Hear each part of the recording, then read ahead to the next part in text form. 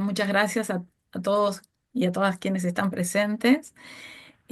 Bueno, no soy futuróloga, futurista, y entre nosotros ahí hay una importante diferencia. Eh, los futurólogos están más orientados a predecir, o por lo menos a tener la intención de predecir qué es lo que va a ocurrir. Como futurista, lo que hago es trabajar con el futuro y desde el enfoque particular de la cátedra UNESCO en Anticipación Sociocultural y Resiliencia, que está en Saras. Lo que hacemos principalmente es trabajar con el futuro en el presente. Y bueno, eso ya en sí implica una cierta disonancia cognitiva, ¿no? ¿Qué es esto de trabajar con el futuro en el presente? Cuando además hacemos explícito que desde este enfoque filosóficamente adherimos a que el futuro en sí mismo no existe.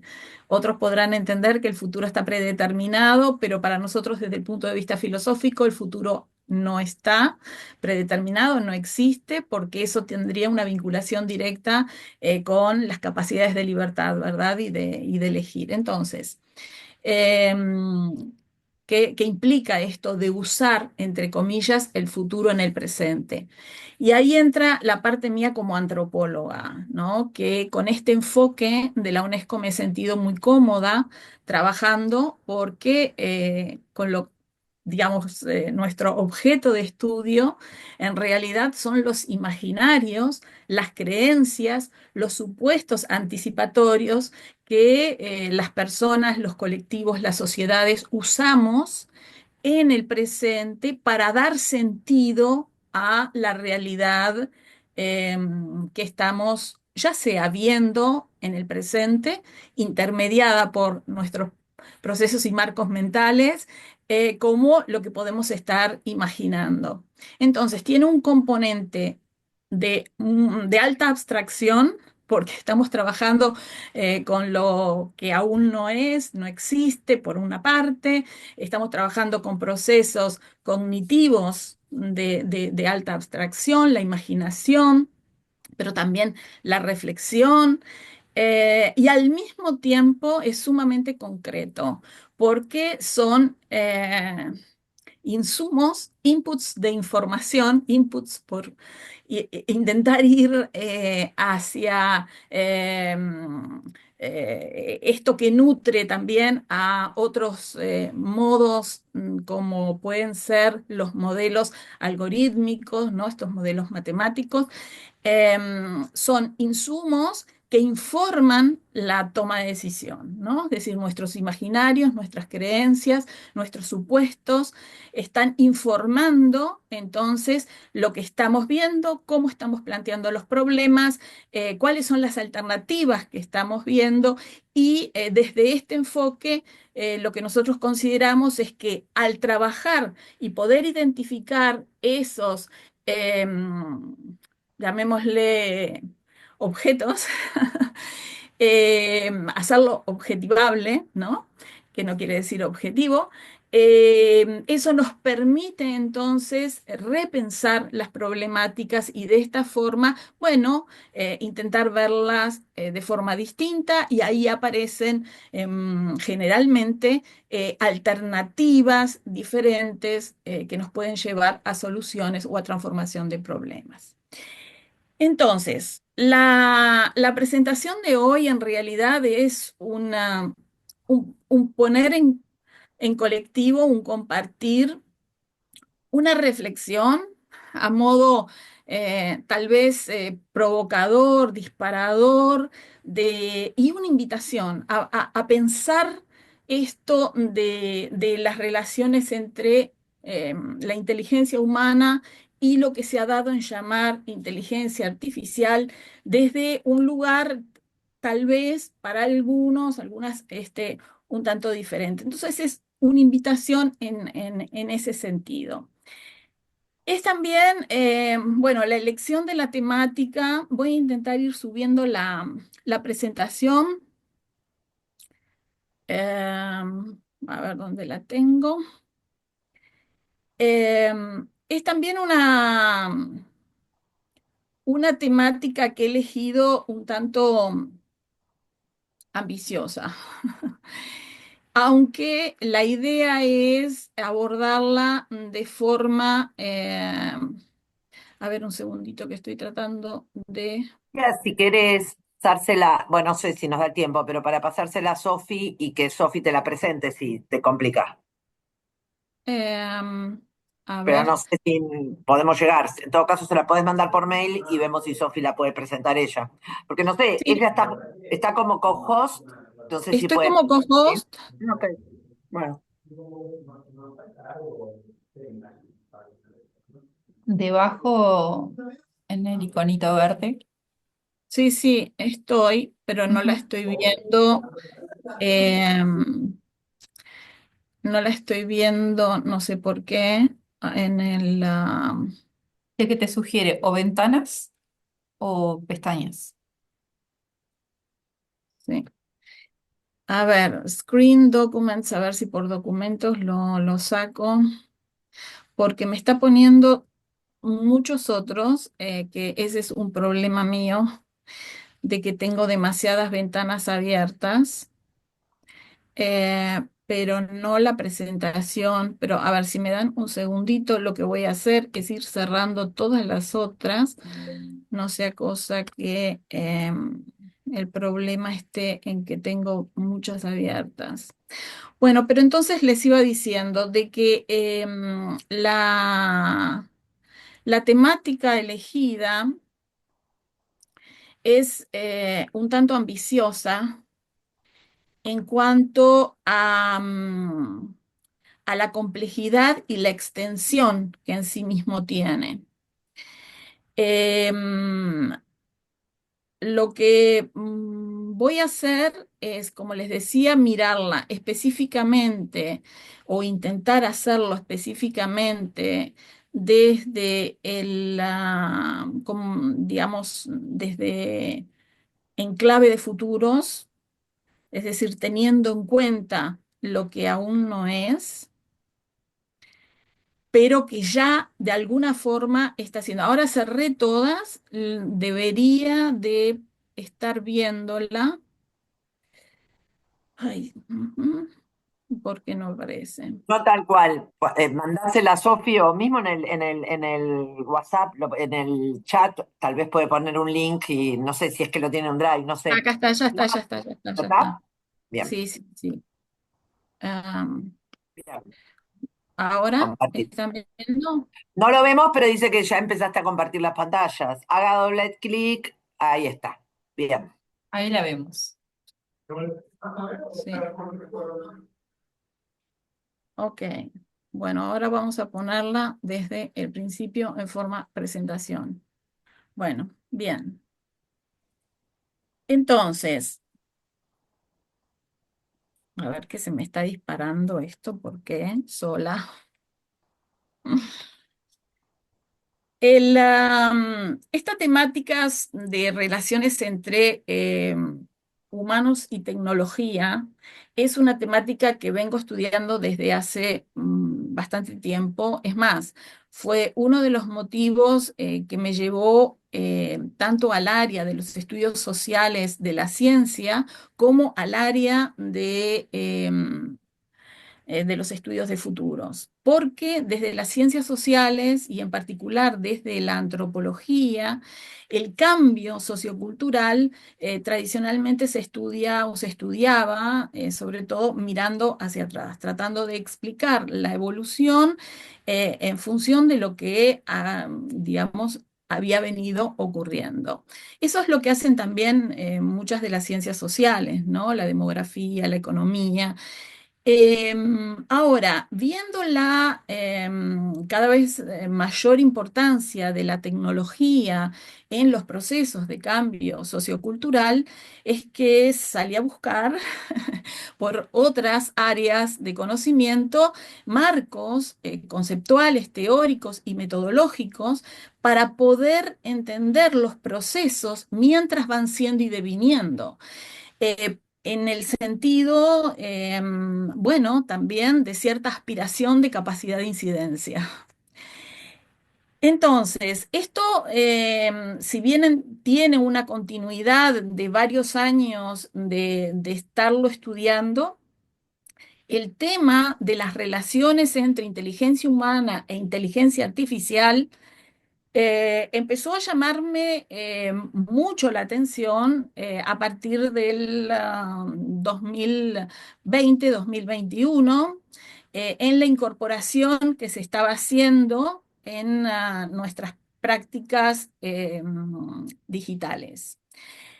A su vez, en el año 2022, por ahí por septiembre, octubre, tuve la oportunidad de conocer lo que estos lenguajes, estos modelos de lenguaje largos, ¿no?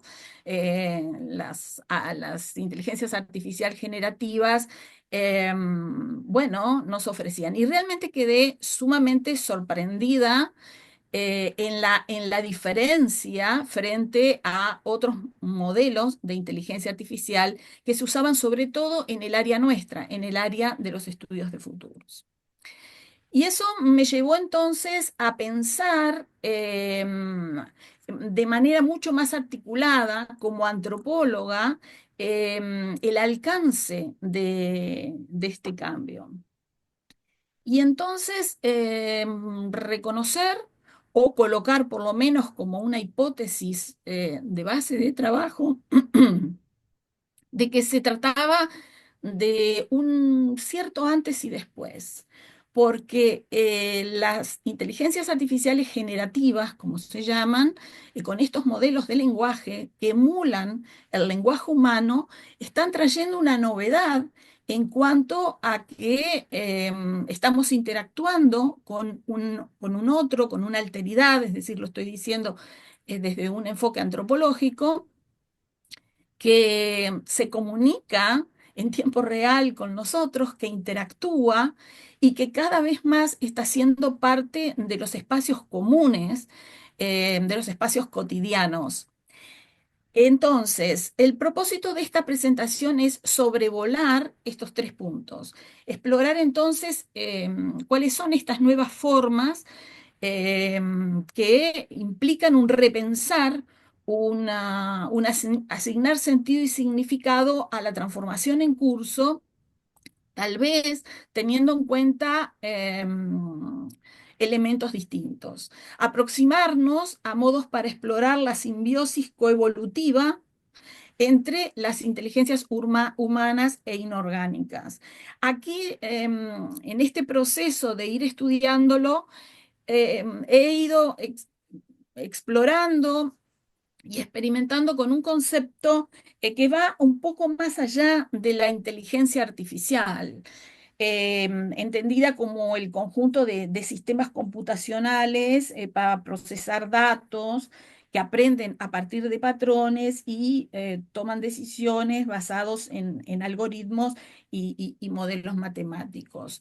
El pensar en inteligencia inorgánica, inteligencias, va más allá, incluye a los actuales modelos, pero está en esa fase de transición que actualmente lo está recorriendo los modelos generativos al modo de, por ejemplo, el ChatGPT, por ejemplo, el 5.0, que aún está en fase experimental, pero bueno, que ya se está usando. ¿Cuál es la diferencia? Es que tienen mayor autonomía o están tendiendo hacia tener una autonomía. Y eso es un cambio a nivel ontológico, donde coloca la problemática necesariamente en una relación ontoepistémica. Y aquí no es que quiera complicar con el lenguaje, pero es decir, es importante correlacionar para poder comprender el problema, para poder estudiarlo, tener en cuenta de que cambia la naturaleza de la cosa en sí misma.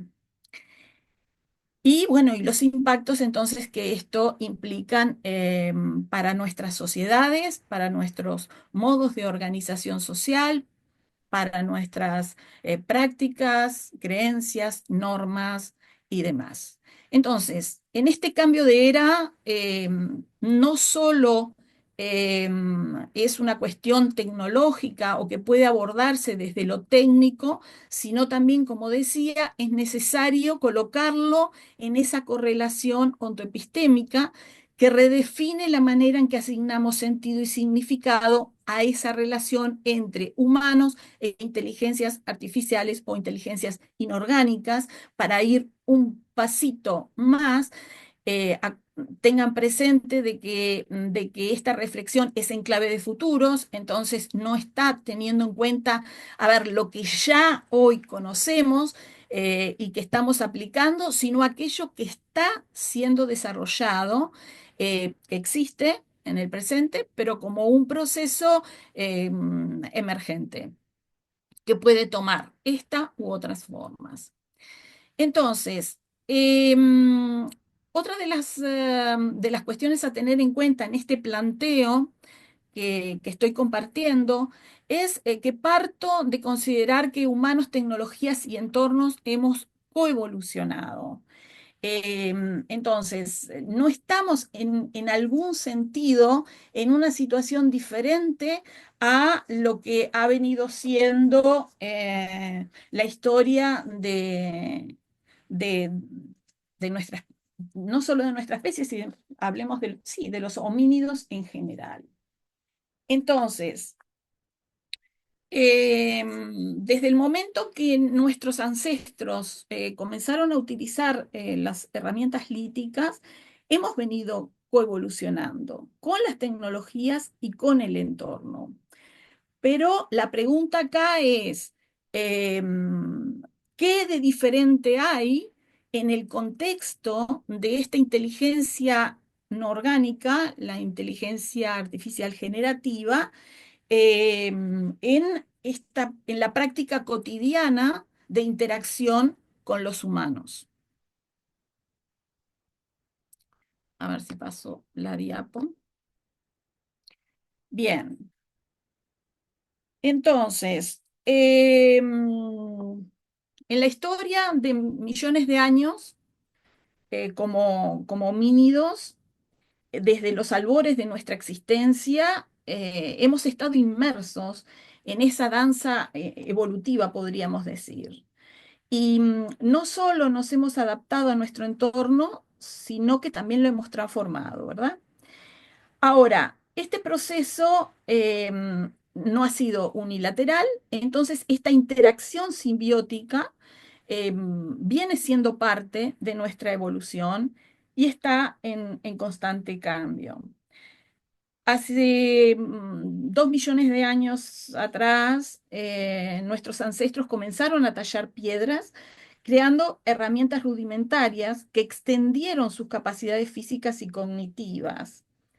Estos instrumentos no eran simples objetos inertes, representaban extensiones también del cuerpo y de la mente humana, facilitando nuevas formas de interacción con el entorno y también de evolución de la especie.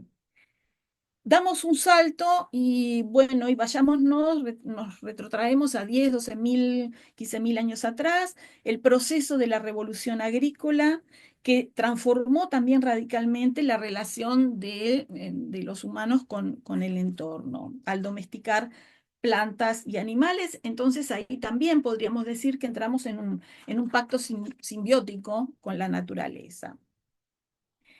Más cercano en el tiempo, y nos venimos hacia las revoluciones industriales, primera, segunda, ahí podríamos hablar de una simbiosis que ya pasa directamente a una fase extractiva, destructiva, en una simbiosis de explotación que en múltiples áreas y dimensiones, y que en lo que tiene que ver con el estrés sobre los límites planetarios, bueno, eso lo tenemos como muy claro y sobre todo muy trabajado desde Saras y desde el enfoque, ¿no? De sistemas socioecológicos.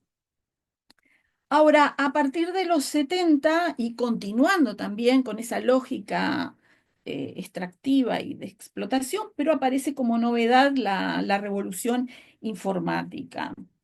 Ahí hay un nuevo tipo de simbiosis que empieza a acelerar los procesos de acumulación de información y también de generación de conocimiento.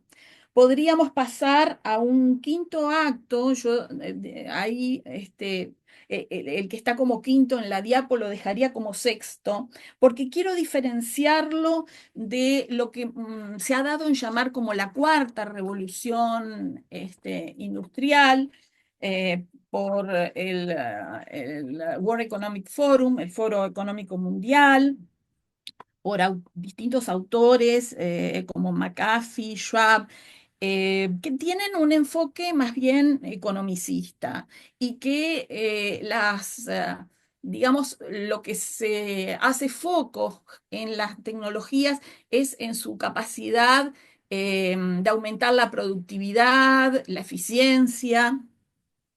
Y en realidad en esta invitación, en esta provocación a pensar juntos, quiero despegarme un poco de ese aspecto y colocar lo que decía en un principio, ese cambio ontológico, ¿no? Ese estar transitando un umbral que no sabemos mucho hacia dónde y hacia qué nos lleva, pero donde estamos interactuando con estos agentes emergentes, ¿no? Agentes de IA que bueno, esa propia definición que es muy nueva, la han adoptado este año, bueno, y este año pasado y este año, los agentes de inteligencia artificial, pero con un reconocimiento de su capacidad de agencia, ¿no? ¿Y qué significa esto de capacidad de agencia? Su capacidad de hacer, de incidir,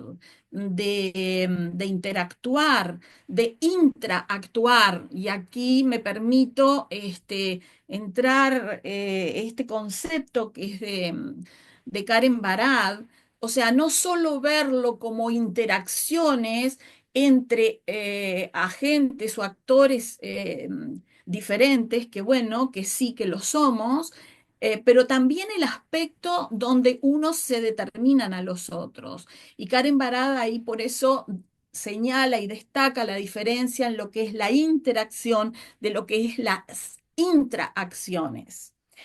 Eh, entonces, esto nos lleva a, a pensar cómo ha venido siendo la evolución, esta coevolución, esta especie de simbiosis coevolutiva. Y aquí me parecía que podía ser interesante este gráfico, esta representación, más allá de que no se va a leer seguramente lo que dice, pero eso no es tanto lo importante es ver cómo se ha dado una aceleración en pocos años de avance científico-tecnológico. Esto es lo que dice este autor, dice, una idea que me llevó a esta perspectiva a largo plazo es lo inusual que es nuestro tiempo. El cambio tecnológico fue extremadamente lento en el pasado. Las tecnologías a las que nuestros antepasados se acostumbraron en su infancia todavía eran fundamentales para sus vidas en su vejez. En marcado contraste con aquellos días, vivimos en una época de cambios tecnológicos extraordinariamente rápidos.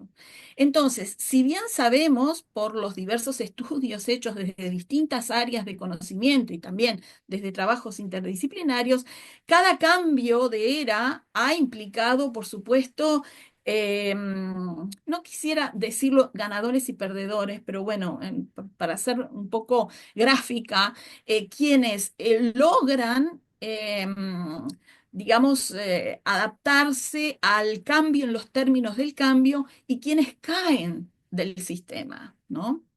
Más allá de los múltiples factores que intervienen, pero la tecnología, los cambios tecnológicos implican necesidades, capacidades, competencias oportunidades y riesgos obviamente distintos. Ahora, ¿qué es lo que pasa en estos tiempos?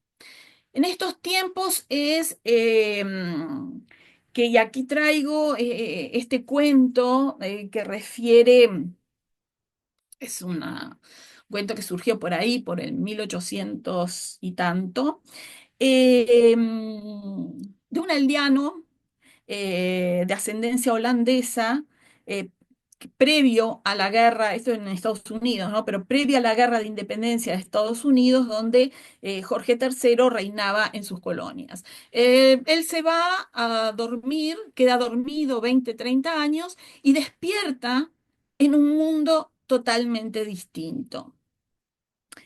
¿Qué es lo que quiero señalar con esto? Que así como vimos en el gráfico anterior, la aceleración de los cambios tecnológicos y esto que decía el autor de que quien nacía con una tecnología prácticamente recorría su vida dentro de esa misma tecnología o desde ese mismo cambio tecnológico, excepto en los momentos de transición y ruptura. En estos momentos, los cambios no ocurren en 20, 30 años, ocurren de quedarnos dormidos 20, 30 años, ocurren mientras dormimos la siesta, como yo digo, ni siquiera de la noche a la mañana. Entonces, ¿cómo hacemos para acompañar, si estamos en una simbiosis coevolutiva, de inteligencia humana, inteligencia inorgánica, ¿cómo hacemos para acompañar entonces la aceleración de estos procesos que tienen un componente muy, muy importante en el cambio tecnológico? Entonces, voy terminando. El avance de las tecnologías como la inteligencia artificial generativa no debe analizarse solo desde el potencial técnico, sino desde su capacidad de redefinir las relaciones bioeco-sociotecnoculturales. Es decir, el impacto que implica tanto a nivel de las personas como de los colectivos, las sociedades y de nosotros y nuestro entorno. Los modelos de inteligencia artificial generativa evolutivos, ¿no? Tenemos que pensar que esto es una plataforma de tecnologías emergentes, concurrentes. Tenemos que pensar también en la computación cuántica, lo cercano que se está de poder tener una adopción y una adaptación más general. No son meros procesadores de datos, sino que están transformando cómo internalizamos y externalizamos, estructuramos y expandimos el conocimiento. Es decir, son, y vuelvo a lo que decía en el principio, son un otro, una alteridad emergente, un agente emergente, con quien estamos conviviendo y vamos a pasar a convivir aún mucho más. Esto tiene un impacto directo en no solo, por ejemplo, en el trabajo, lo tiene en lo cotidiano, lo tiene en nuestro propio cerebro, ¿no? Y lo va a tener en nuestras formas de cómo nos pensamos y repensamos nuestros acuerdos sociales. Entonces, las relaciones en que las inteligencias humanas e inorgánicas interactúan de manera entrelazada, transformándose mutuamente y reconfigurando nuestras prácticas, valores e instituciones. Vuelvo a reiterar, lo estoy colocando en clave de futuros. ¿Qué implica esta simbiosis? Y eso es una pregunta, y lo que viene a continuación no es respuesta, dejo planteada la pregunta. Porque a diferencia de las herramientas del pasado, este tipo de inteligencias no solo responde a las instrucciones que se le da, sino que puede, y lo hace, sugiere, anticipa y está co-creando con nosotros. Entonces, este tipo de interacciones plantea múltiples desafíos, entre ellos de seguridad, éticos, y también en cuanto a los modos el modo social lo coloco como un término muy genérico que incluye nuestras prácticas, valores, acuerdos, normas, que no tiene precedentes. Y estos son también preguntas que dejo planteadas, no tengo las respuestas. ¿Cómo diseñamos relaciones con estas alteridades tecnológicas? ¿Cómo asegurarnos que esta simbiosis sea equitativa, sostenible y beneficiosa para todos los sistemas vivos, incluidos los humanos?